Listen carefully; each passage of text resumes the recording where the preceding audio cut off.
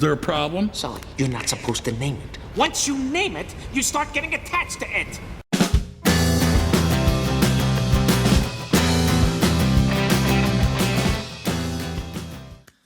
Hello everyone, so this is my attempt at something I've seen loads on YouTube, BookTube, TubTube, and it's the name tag, book name tag, name book tag, book name tag, book tag, book name tag. So the idea is that you put a book that you love or is important to you to each of the letters of your name. So my name is Gareth Howells. Gareth Howells. I'll never say it the way it should sound. There we are. Never liked my voice. Anyway, Gareth Howells. And I'm going to go. What I'm going to do is I'm going to use this video to kind of sum up my reading in those books. So, G. My first name starts with a G, and I'm going to talk about Ghastly Beyond Belief. So this is a really old book back in the early 80s, really early 80s, when Neil Gaiman and Kim Newman were new on the scene. And this is like just an absolutely amazing book. I've talked about it before, and I'll probably talk about it again. When I met Neil Gaiman, which was really awesome, I told him I had this, and he was flabbergasted. He was quite shocked that it was still around, but I've had this since I was a kid, and I absolutely love this book. It's a book of science fiction quotations. So the first half of the book is literature, and the other half is movies, and it's got great dialogue in it. It's got great sort of funny lines in literature. It's got mistakes in it. It's got all sorts of brilliant things from it, all quoted from either books or films of science fiction. G. A. Okay. This is a big one. I love this book, and this is Lewis Carroll's Alice in Wonderland. Alice in Wonderland is so important. It's such a great book. It's brilliantly written for all sorts of reasons. I want to do a separate video on Alice in Wonderland, but I'm going to reread it again first. And this is a really nice issue of the book that I bought from the Alice in Wonderland shop in Oxford. If you ever get a chance to go to the Alice in Wonderland shop in Oxford, it's really cool. We keep going back there and buying more stuff. But this is a really nice edition because it's got the original illustrations that you would expect, and it's got Alice in Wonderland and Alice Through the Looking Glass. But then also at the end, it's got something really awesome, which is a facsimile of Lewis Carroll's original document. So he called it Alice's Adventures Underground, and he's actually illustrated this as well. So you can see these are his own writing, and where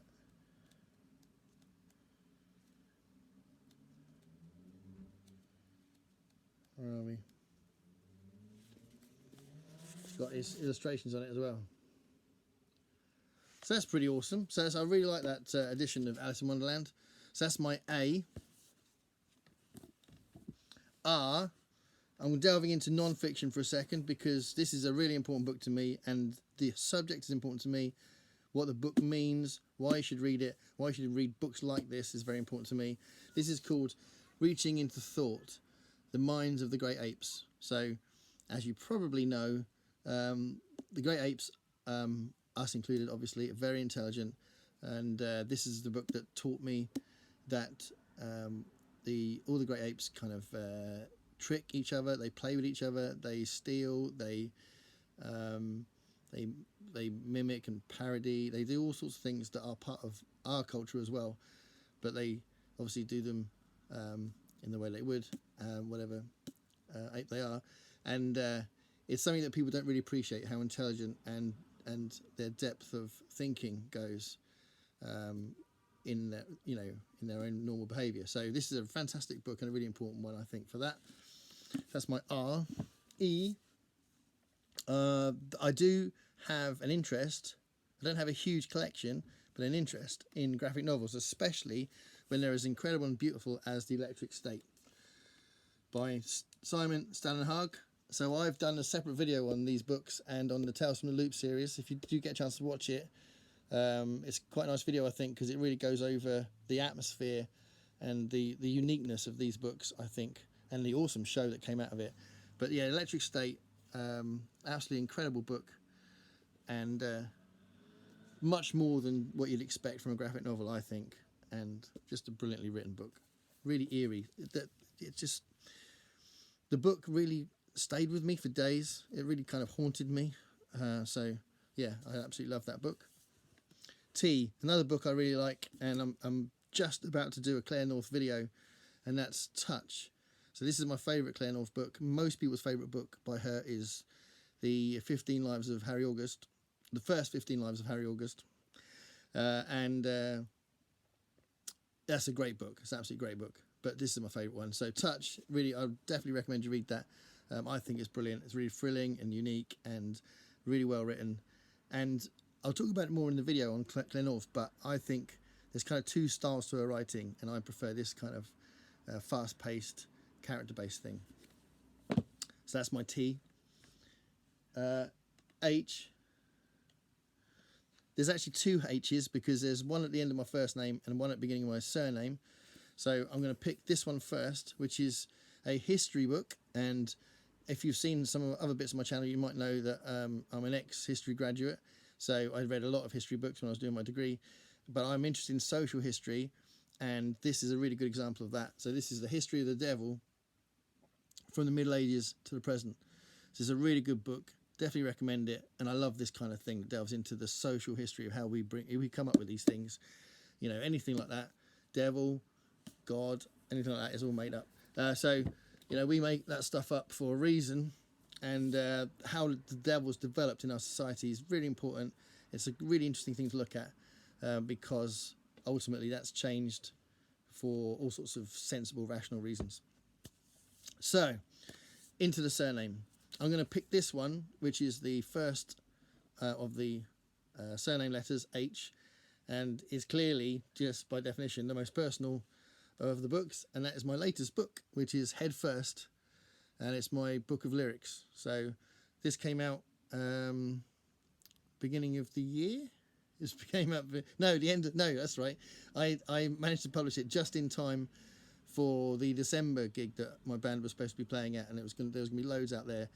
Ended up getting cancelled because of COVID, so never mind. But Head First, my book of lyrics, it's I quite like the way it's laid out, and it's kind of spurred me on to do my book on poetry, which I've got a load of poetry that I wanted to sort of assemble into a book. So this was my book of lyrics. So Head First, H. Okay, I'm going to go into history again, because this is for my O. It's a book that again talks about social history, but in particular, because I'm one of those loony liberal lefties, I am interested in seeing how what the history of the poor has been like, and the treatment of the poor and conditions in different parts of England, like London. Outcast London is a brilliant book by Gareth Stedman Jones. Definitely recommend it. So that's my choice for O, because it kind of represents my interest in that kind of protest, or that look into poverty and what could be changing in society to make conditions better, and that kind of thing. Again, you may have seen the video where I talked about Henry Mayhew as well. I mean, Dickens was a great observer of that kind of thing at the time as well, but this is a really good book that's more recently written on the same kind of thing. W. My W book is my favourite cartoonist. Again, for me to talk about, try and sum up my reading and my interest in books and my interest in life in my book name tag, I have to include a cartoonist, and for this I'm choosing Charles Addams, The World of Charles Addams, or The World of Chaz Addams. This is such a great book. I've got every Charles Addams book I could find, so I've got a bunch of them there. It's a really important part of my collection, but this is my favourite one because it's really lovely, and it's huge, and it's got loads about him as well as all these great illustrations. So obviously you guys know him as the inventor of the Addams Family.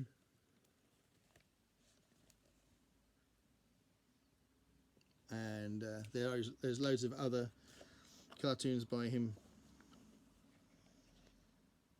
that are not necessarily Addams Family, but he likes the macabre, so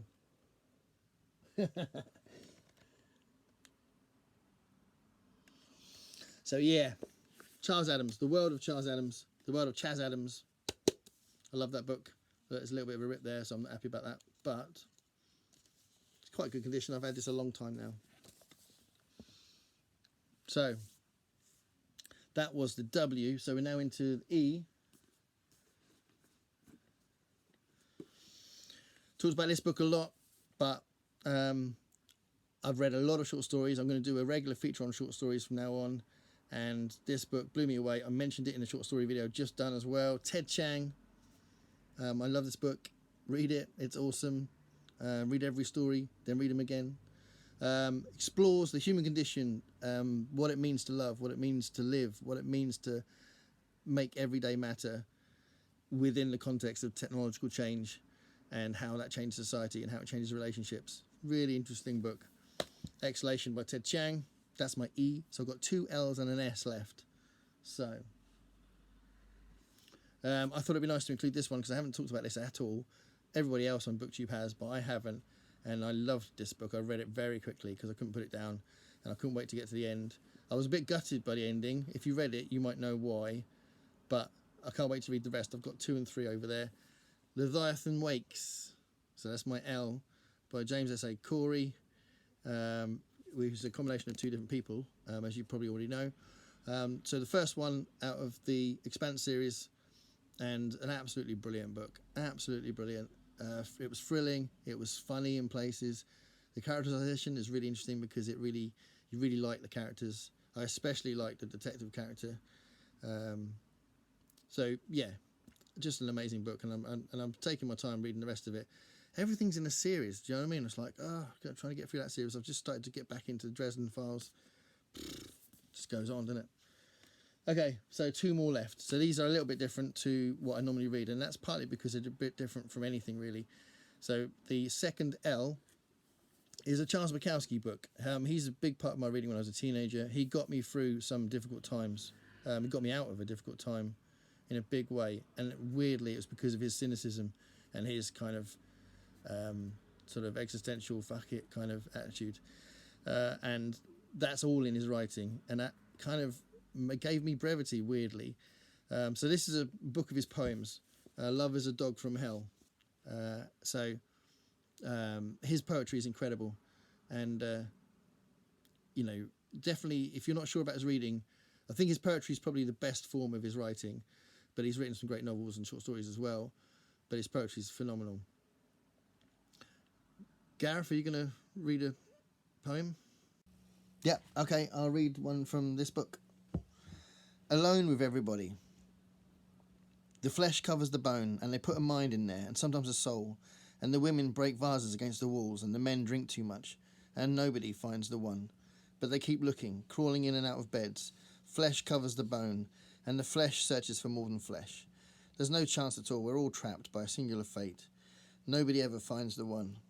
The city dumps fill, the junkyards fill, the madhouses fill, the hospitals fill, the graveyards fill. Nothing else fills. You were saying that cheered you up. So that was L. That's the second L, Charles Bukowski.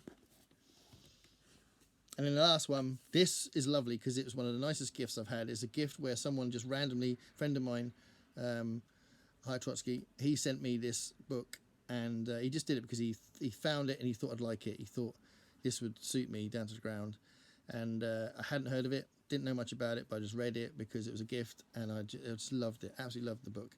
The Summer We All Ran Away by Cassandra Parkin. It's a book about an old washed up musician, songwriter. It's also a book about 2 teenagers that are kind of lost and trying to find themselves, and there's kind of there's a real massive positive spin on their situation and the characters and their relationships, but it's got loads of flashback elements that really pull you in. I'm going to do a separate review on this, but honestly, it's such a great book. It's really well written. I don't know if you guys have heard of Cassandra Parkin. I've got another book over there I'm going to read because of how much I love this. But yeah, The Summer We All Ran Away, I would really recommend it, but it's like a character study. So definitely a book about relationships. And I don't necessarily read a lot of books like that. They usually got some kind of science fiction, horror, fantasy thing in there. But this is genuinely just a relationship book, but it's really, really brilliant. So The Summer We All Ran Away is my choice for the S in Howls. So that's the name. I've done the birth one. It's the book name tag. So this is the book. So that's the book name tag on BookTube that I've seen loads of times, but I've done my bit now. I hope you enjoyed that. I hope there's some recommendations that you might have thought, oh, I didn't even know about that book. Or you might have thought, I was thinking about reading that. Gareth says it's worth reading. Maybe I should check it out. Read one chapter, see if I like it. Or you might just think this is all complete nonsense. I don't know. Thanks a lot. Bye.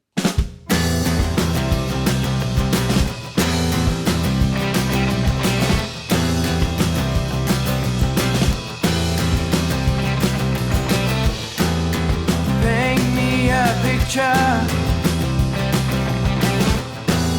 of what it's like to be you. Sit up on your high chair.